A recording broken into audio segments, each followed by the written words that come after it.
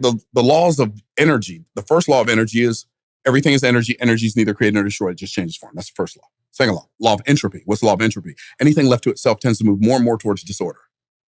So I want you to really think about the significance and the power of both of just those two laws. So if everything is energy, and energy is neither created nor destroyed, that means this hoodie that you have on, it was once something else. Let's say it's wool. So it was once the energy of a sheep, right? And then somebody had an idea, and they took the energy of their idea, and they affected the energy of the sheep, and they turned it into wool, and then somebody else affected that wool and turned it into this hoodie, right? But this hoodie wasn't made from nothing, it was made from something. Yes. Does that make sense? Yes. Okay, so then you take, and I said this in our training the other day, everybody in this room, here's what you do. Think about your house, think about your car, think about your wardrobe, think about your bank accounts. All of that stuff that you have or don't have, all the stuff that you have in your life that shows up in your life, it shows up because that's what you've transformed your life energy into those outcomes. If you don't like what you're seeing around you, you have to change the energy within you, right? So then the law of entropy, everything left to itself tends to move more and more towards disorder. Like, no matter how much cologne I use, no matter how much soap, if I don't take a shower every day, I am going to stink. Why? But don't trip, because so are you. Right? Right? So the point is, you can't just let things go. You have to handle them. If you don't weed the garden, the weeds take over the garden. Like, if you don't allow outside influences to come into your mind in the form of books and seminars and coaching and training, your mind is going to deteriorate to the lowest possible form. You can't let anything go. Everything that's going to get better has to have something outside of itself affecting it. Otherwise, it just gets worse and worse over time. So the law of entropy is the exact opposite of evolution. It's the exact opposite. They say, well, evolution, things just got better over time. Well, things don't get better over time. Unless they have an outside force, they get worse over time. That's like apparent to anybody who just thinks about it for like 16 seconds. Right? That's true. Right. So if you don't wash your car becomes dirty, right? If a bird poops on your car and you don't get the bird poop off your car, it eats the paint on your car. Like, anything left to itself tends to move more and more towards disorder. If you have a vehicle and it sits in the same spot for a year, when you go to drive it, the tires are probably dry rotted because you didn't do it. You got to act on it. Things need something outside of them to act on them to make them better. That's how life works. That's why I need a coach. I'm a coach, but I need a coach. And a coach that doesn't have a coach doesn't deserve to be your coach. That's why I read books. I know stuff, but do you remember everything you've ever read? No. That's why you have to read stuff over and over, and you have to constantly be learning, because if you're not learning, then your knowledge base is not staying the same. It's getting smaller. It's just I understand my value, and it's not too many men on the planet Earth that's like me. So at the end of the day, I'm not looking for another man's approval on me. You understand me? He may have to learn something as well. That's crazy, bro, because I struggle with that. Because I definitely care what people think about me. Nah, because I know people don't even know what they really think about themselves. Dang, that was hard. We can clap that. Golly, that's Yeah. I don't know why I struggle with it. Like, I really care when people don't because I feel like you're gonna leave here and you're gonna tell somebody else, and then they're gonna tell. Then I got a bad name, and I hate that, bro. How would I get out of that? No, I mean, for me, because that's not a thing that I worry about. I think about people are who they are. You understand me? And one of my sayings is that's just their programming. People go react to how they react. Whatever it's going to be in every level of success is going to create a new reaction in another person, because you are someone else's environment, right? And people react to environment. So for me, it's like what another person thinks of me don't matter. And my more so thought process is, how good am I projecting who I really am to the world? How good am I projecting who I really am to the world? Because we create illusions all the time.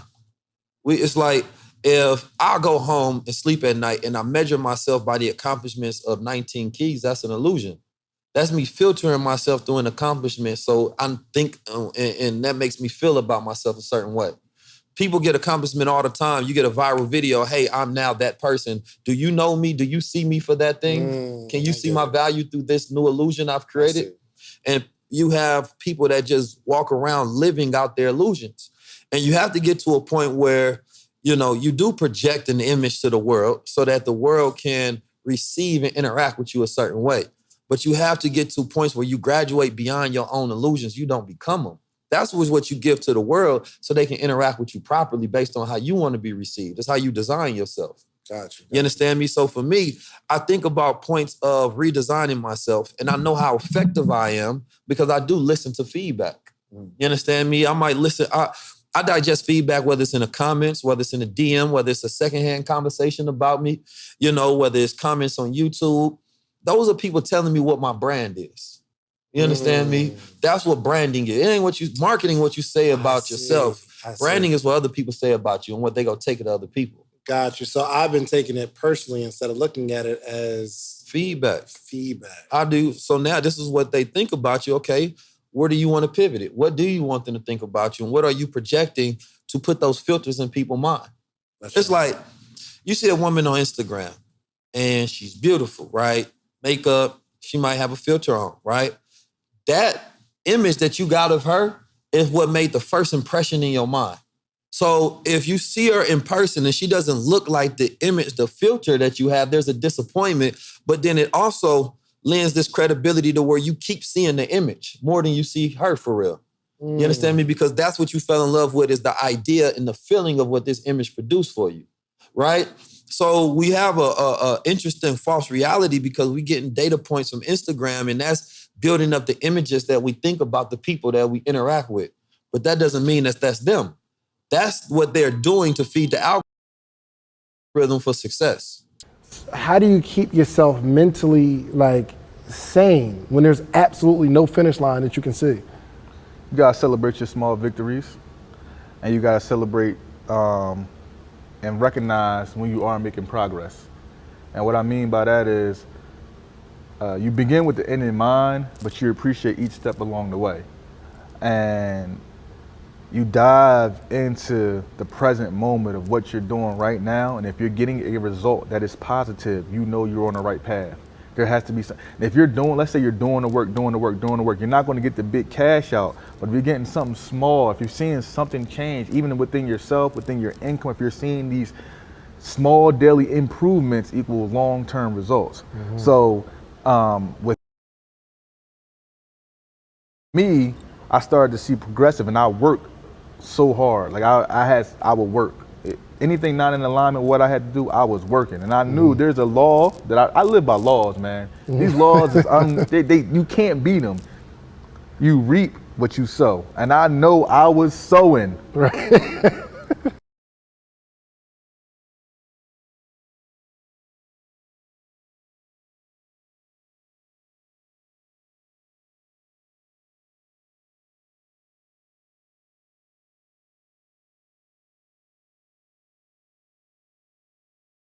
But the thing about it is, what happens a lot is good things rarely come on your time.